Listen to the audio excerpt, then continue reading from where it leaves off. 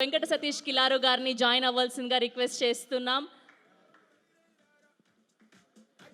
And next Balakrishna గారు and Gopichand Malineni గారి సినిమాతో కూడా పలకరించడానికి సిద్ధమైపోయారు. వృద్ధి సినిమాస్ నుంచి మా వెంకట సతీష్ కిలారు గారు.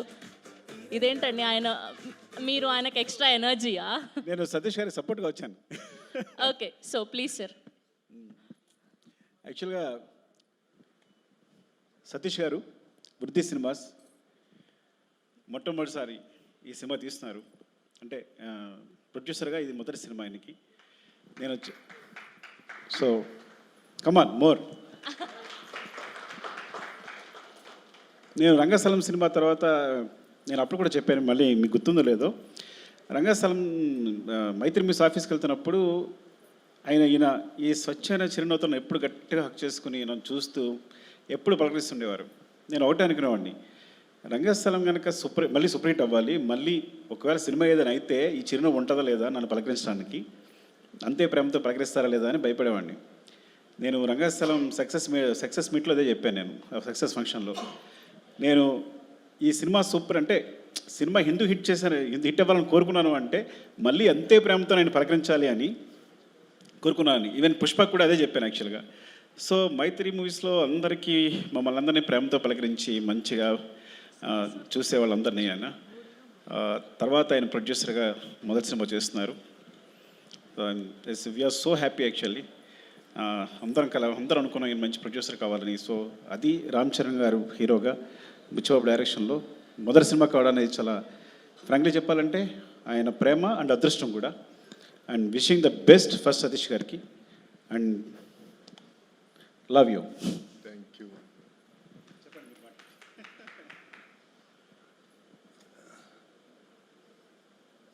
ప్రింట్ మీడియాకి, ఎలక్ట్రానిక్ మీడియాకి, వెబ్ మీడియాకి థ్యాంక్ యూ అండి, మీరు ఇక్కడికి వచ్చినందుకు. ఫస్ట్ రామ్ చరణ్ గారికి నేను జీవితకాలం రుణపడి ఉంటాను. వృద్ధి సినిమాస్ బ్యానర్ మీద మొదటి సినిమా, నేనేంటో కూడా తెలియకుండా ఆయన ఇంత పెద్ద సినిమాని ఇచ్చి ఈ అవకాశం ఇచ్చినందుకు ఆయనకి ఎప్పుడూ రుణపడి ఉంటాను. అలాగే బుచ్చిబాబు చాలా బాగా చేసి పెట్టావు ఈ సినిమా, అంటే ఇంకా చెప్పలేను, చాలా బ్రహ్మాండంగా చేసి పెట్టావు.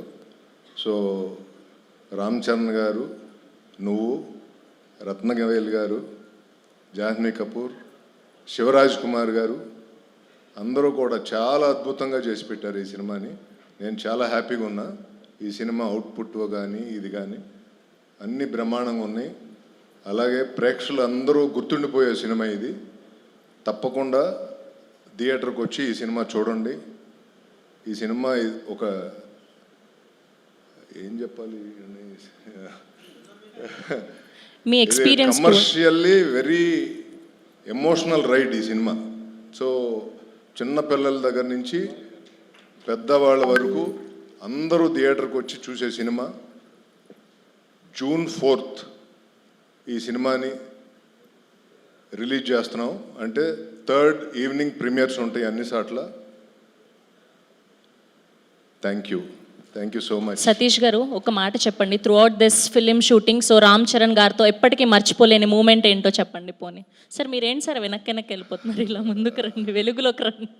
షూటింగ్ ఉన్న రోజులు ఆయనతో భోజనం చేసేవాడిని ఎవ్రీ డే. ఆయన ఇంటికాడ నుంచి తీసుకొచ్చిన భోజనం నాకు బుచ్చిబాబు గారికి పెట్టేవాడు. ఇంకా అంతకు మించిన మెమరబుల్ అదృష్టం ఏముండాలి. ఎవ్రీ డే నేను కరెక్ట్గా లంచ్ టైంకి వెళ్ళి ఆయనతో లంచ్ చేసేవాడిని. అందుకే రామ్ చరణ్ గారు సాయంత్రం వరకు ఉండేవాడిని. థ్యాంక్ యూ అండి. అందుకే రామ్ చరణ్ గారు అంటే బంగారం, sweet heart, very down to earthness, ఆయన నుంచి నేర్చుకోవాలనిపిస్తూ ఉంటుంది. ఎవ్రీ డే ఆయన ఇంటి ఫుడ్. నిన్న లాస్ట్ డే షూట్, నిన్న కూడా మేము కలిసి భోజనం చేసాం. Very nice. అండ్